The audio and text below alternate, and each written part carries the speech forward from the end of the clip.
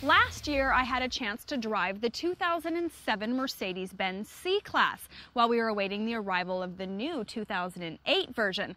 And I have to be honest, after a week behind the wheel, I was really hoping that the rumors of a hotter, better handling, more powerful version of that car was going to be true, because I didn't want to spend another minute behind the wheel of the 2007 model. Not that it wasn't a well put together, smooth, polished car. It was just dead and boring to drive. Not much get up and go, soft suspension, and a removed road feel just didn't float my boat.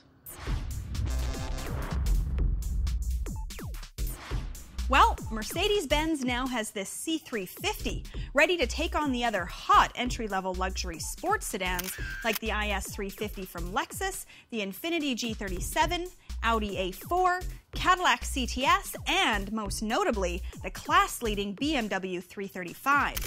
There are 3 C-Class models to choose from: the C230, the C300, and this top model, the C350. This is the car we'll focus on today.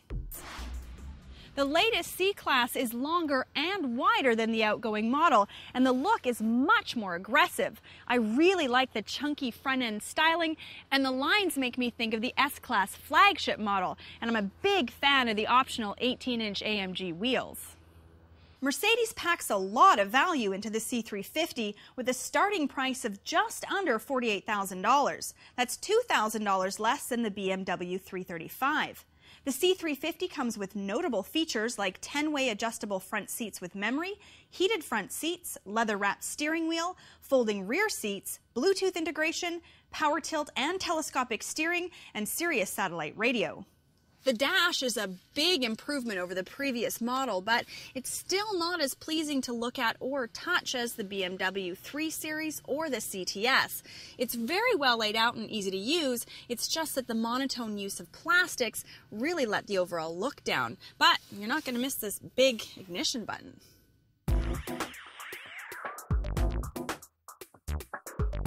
This test car is equipped with the premium package, which includes the tasty panoramic sunroof, keyless go entry and starting system, rear window sunshade, a cool memory card slot for MP3 playback, plus a navigation system, just to name a few.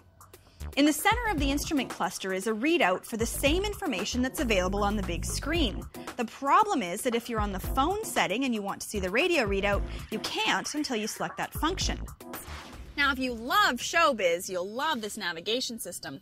You just press the button and it pops right out of the dash. And there's an integrated mouse on the armrest that's really easy to, well, pardon the pun, but navigate.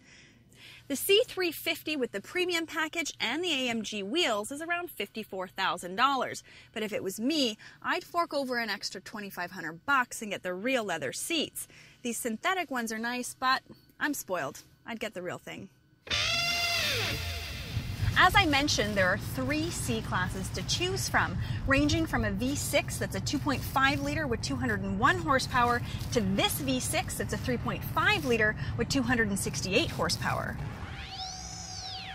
But to be fair, this new C350 is very quick.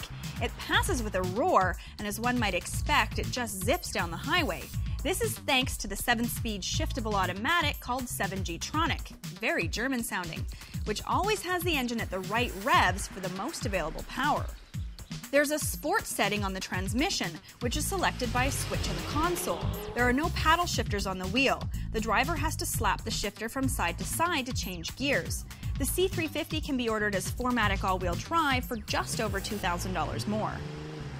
The chassis feels rock solid, and the C350's got quick steering and really aggressive cornering, and it's uncanny how it just soaks up the bumps with ease.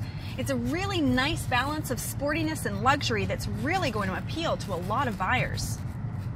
I don't like the side-to-side shifting. Personally, I prefer the forward and back style a little bit better. The tires on the 18-inch wheels feel a little bit squirmy, and they tend to dart around on uneven surfaces. Mercedes must have known they were going to have to make this new C-Class much more invigorating to drive. However, it doesn't win in the horsepower battle. The interior's nice, but not class-leading, and the BMW 335 is still top dog in the handling department. That being said, established C-Class owners that are looking into the new vehicle will find it a much nicer car to drive, and it might just win over some new buyers that are looking for a nice balance between power and prestige.